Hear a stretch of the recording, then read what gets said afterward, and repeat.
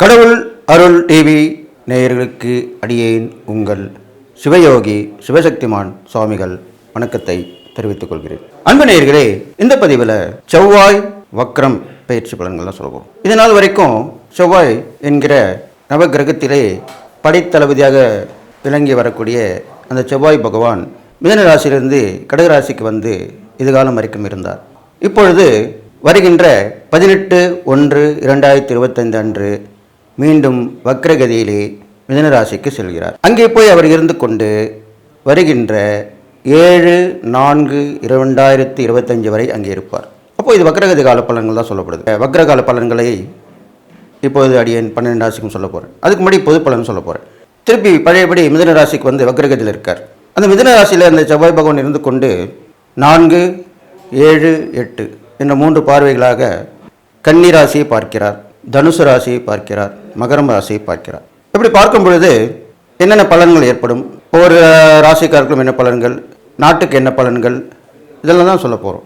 அப்போ பழையபடி ஒரு கிரகம் வக்ரம் பெற்று இருக்கும்பொழுது வக்ரம் என்றாலே குணம் மாறி உள்ளது என்று சொல்ல வேண்டும். சாதாரண நிலையில் இருக்கிறதுக்கும் வக்ரம் குணம் மாறி இருப்பதற்கும் வித்தியாசம் இருக்கிறது. அந்த வகையிலே வக்ரகதியிலே இந்த செவ்வாய் பகவான் இருக்கும் பொழுது ஏற்கனவே அவர் கோபக்காரன், படைத்தளபதி, ஆக்ரோஷமாக செயல்படக்கூடியவர், போராடும் குணம் கொண்டவர், இது மாதிரிலாம் தான் அவருடைய குணங்கள். சகோதரகாரகன், பூமிக்காகாரகன், பூமிக்கு உண்டான காரகன், இப்படியெல்லாம் சொல்லப்பட்டு வருகிறது. அந்த வகையில் பார்க்கும்பொழுது இப்போ அவருடைய பார்வை பலன் பார்க்கும்பொழுது கன்னிராசியை பார்ப்பதினால் கன்னிராசி என்பது புதனுடைய வீடாக சொல்லப்படுது. அப்போது கல்வியிலே தொழிற்கல்வி சிறந்து விளங்கும். இந்த காலகட்டத்திலே ஏட்டுக்கல்வி, படிப்பு கல்வியை விட டெக்னிக்கல் எஜுகேஷன் சொல்லுவாங்க, அது மாதிரி அந்த தொழிற்கல்வி நல்ல ஒரு முன்னேற்றம் அடையும். அதை கற்றுக்கக்கூடிய மாணவர்கள் எல்லாமே நல்ல தேர்ச்சி அடைவார்கள். அது இல்லாமல் நாட்டுக்கு பார்க்கும் பொழுது சண்டை போட்டு வந்தவர்கள் சமாதானமாக கொண்டு வருவார்கள். ஒருவரை பற்றி ஒருவர் விமர்சனம் செய்தவர்கள் தான் செய்த தவறை பொதுவெளியிலே கூறி மன்னிப்பு கேட்பார்கள். இதெல்லாமே நடக்கப் போகிறது. ஏனென்றால் புதன் எல்லோருக்கும் ஒத்துப்போகக்கூடிய கிரகமாக சொல்லப்படுகிறார். அந்த புதனுடைய வீட்டை அவர் செவ்வாய் பார்ப்பதால் இவ்வாறு பலன்கள் ஏற்பட போகிறது. அடுத்ததாக நல்ல ஒரு கல்வியிலே வளர்ச்சி ஏற்படும். தொழில்நுட்ப கல்வியிலும் வளர்ச்சி ஏற்படும். மற்ற ஏனைய கல்வி கற்பவர்களுக்கும் வளர்ச்சி உண்டாகும். அறிவுத்திறன் விளங்கும். சுயமாக சிந்திப்பார்கள். மக்களிடையே சுய சிந்தனை மேலோங்கும். இதெல்லாமே நடக்கும். அதுவும் இல்லாமல் வழிபாடு என்ற போது முருகர் வழிபாடு மேன்மேலும் பேசப்படும். செவ்வாய் பகவான் தனுசு ராசியை பார்க்கிறார். தனுசு ராசியை பார்க்கும் பொழுது குருவுடைய வீடு. குருவுடைய வீடு என்ற பொழுது செவ்வாய் இராணுவம், காவல்துறை எல்லாற்றுக்கும் உரியவராக சொல்லக்கூடிய கிரகமாக விளங்கப்படுகிறார். அந்த வகையில் பார்க்கும் பொழுது காவல்துறையிலே உயர் அதிகாரத்தில் இருப்பவர்கள் நன்கு நிர்வாகம் செய்து தீய பழக்கவழக்கங்களை தடுத்து நிறுத்தி தீயவர்களை கண்டுபிடித்து அதற்குரிய தண்டனை கொடுத்து அவர்கள் அவ்வாறு செய்ய அடுத்த தடவை அவர்கள் செய்யாமல் இருக்கக்கூடிய வகையிலே அந்த தண்டனை கிடைத்து மனம் மாறி திருந்துவார்கள். அடுத்ததாக இராணுவத்திலே உயர் அதிகாரிகள், இராணுவத்தில் உள்ள உயர் அதிகாரிகள், நிர்வாகத்தில் உள்ளவர்கள், அவருடைய வழிகாட்டுதலின்படி நம் நாட்டை பாதுகாக்கக்கூடிய திறன்கள் மேலோங்கும். இதெல்லாமே இந்த குருவுடைய வீட்டை பார்ப்பதனால் நடக்கக்கூடிய விஷயங்களா இருக்கும். ஏனென்றால் செவ்வாய் பகவான் நீண்ட நாட்களாக அங்கே இருக்கப் போகிறார். கிட்டத்தட்ட ஒரு 78 நாட்களாக இருக்கப் போகிறார். அடுத்ததாக மகர ராசியை பார்க்கிறார். மகர ராசி என்றது சனி பகவானுடைய வீடு. சனி பகவானுக்கும் செவ்வாய் பகவானுக்கும் பகை என்று சொல்லக்கூடிய விஷயம் இருந்தாலும் நீதி, நேர்மை, சத்தியத்தை நிலைநாட்டக்கூடியவர் சனி பகவான். அந்த தன்மையும் கண்டிப்பாக பார்க்கும்போது அதை வெளிப்படத்தான் செய்ய போகுது. பெரும்பாலும் பெண்கள், குழந்தைங்களுக்கு நல்ல ஒரு தீர்ப்பு வழங்கப்படும். அவர்களை பாதுகாப்பு நலன் கருதி தன்னாளர்கள், தொண்டு நிறுவனங்கள் உடையவர்கள், அது இல்லாமல் ஆட்சியாளர்கள் எல்லோருமே அவர்களுக்கு பாதுகாப்பு கொடுத்து நடைமுறைப்படுத்த போகிறார்கள். அதெல்லாமே இப்போ இந்த செவ்வாய் வக்ர காலத்தில் நடக்கும் என்று சொல்லி 12 ராசிக்கும் உள்ள பலன்களை சொல்ல இருக்கிறேன்.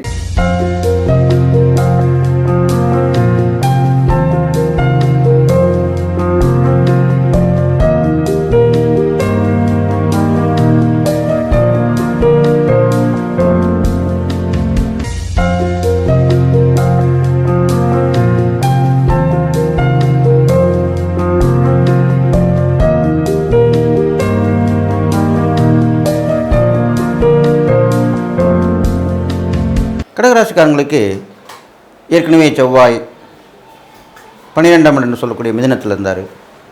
திருப்பியும் உங்கள் ராசியான கடகத்துக்கு வந்தார். இப்போ மீண்டும் வக்ரகதி பெற்று மிதுனத்துக்கு செல்கிறார். கொஞ்ச காலமாகவே செவ்வாய் பகவான் நீண்ட நாட்களாக இருந்து வருகிறார். இதெல்லாமே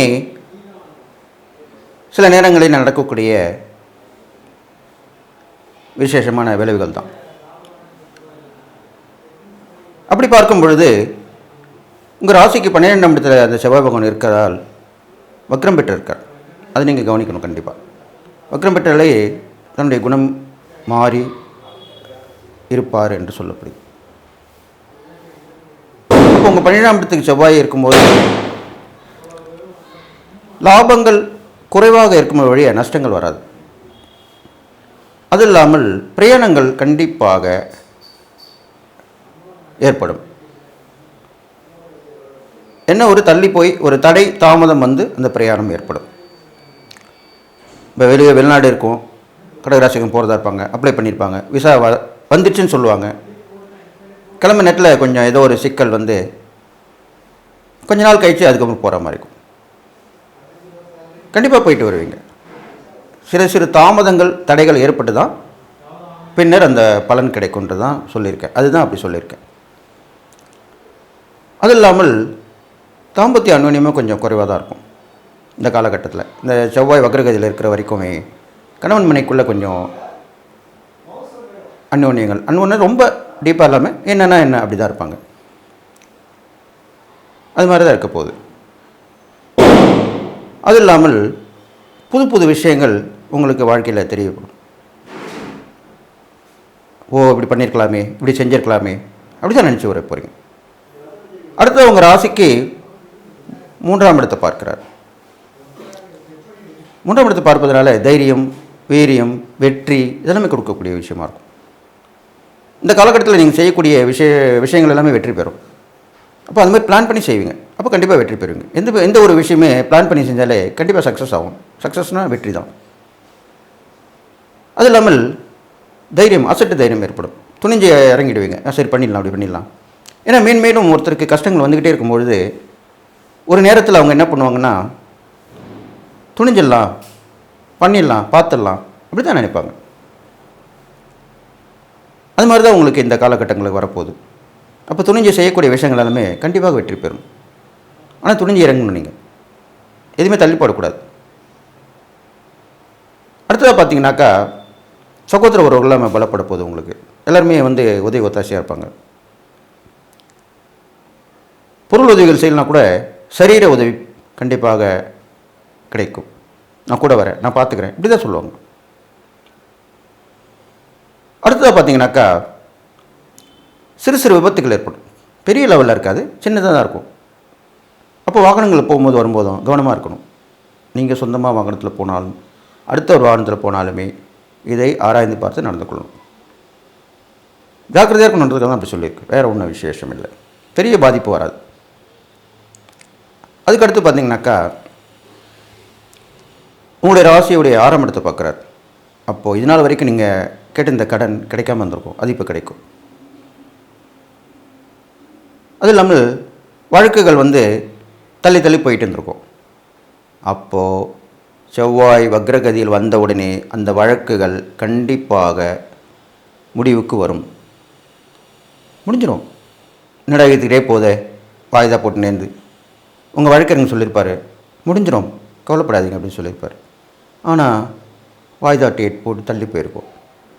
அப்படி நினச்சிட்ருக்கவங்களுக்கு இந்த செவ்வாய் வக்ரகதி ஆனவுடன் கண்டிப்பாக அந்த வழக்கு முடிவு பெற்று உங்களுக்கு நல்ல தீர்ப்பு கிடைக்கும். நல்ல தீர்ப்பும் கிடைக்கும். இல்லை அது மூலிமா எதனா பணம் வருதா தான் கண்டிப்பாக வந்துடும். இது முக்கியமான விஷயம். அடுத்தது பார்த்திங்கன்னா நோய் நொடிகளும் கூட பெருசாக இருக்காது. பொதுவாகவே கடகராசிக்காரங்களுக்கு அஷ்டம் சனி வந்து கூட பெரிய பாதிப்பு இது வரைக்கும் ஏற்படுத்தலை அப்படின்னு தான் சொல்ல வேண்டும். ஏன்னா குருவோடைய பேச்சு நல்லா இருக்குது. இப்போ குரு பேச்சு நல்லா தான் இருக்குது. அதனால் அந்த பாதிப்பு உங்களுக்கு வந்து சூடு தெரியாமல் போயிடுது. அது இல்லாமல் நீங்கள் செய்யக்கூடிய இறைப்பரிகாரங்கள் தான் இருந்தாலுமே உங்களுக்கு கைமேல் பலனை கொடுக்கும். பெரும்பாலும் கடகராசிக்காரங்களுக்கு செய்யக்கூடிய இறைப்பரிகள் தான் இருந்தாலுமே உடனுக்குடன் பலன் கொடுக்கும். அது முக்கியமான விஷயமாக சொல்லப்பட்டிருக்கு.